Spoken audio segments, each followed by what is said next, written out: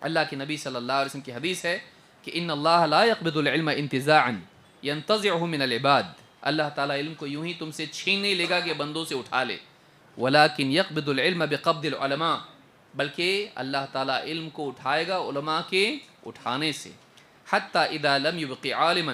اتخذ الناس رؤوسا جہالا، یہاں تک کہ جب عالم باقی نہیں رہے گا لوگ جاہلوں کو اپنا سردار بنائیں گے، فسئلوا فافتوا بغیر علم فضلوا واضلوا،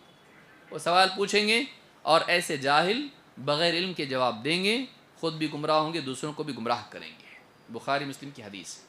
معلوم ہے کہ علماء کا وجود امت کے لیے گمراہی سے حفاظت ہے۔ جب علماء چلے جائیں گے گمراہ سردار بن جائیں گے اور سارے لوگوں کو بھٹکا کے چھوڑیں گے، تو علماء جب تک زندہ ہیں ان کی قدر کرنا چاہیے۔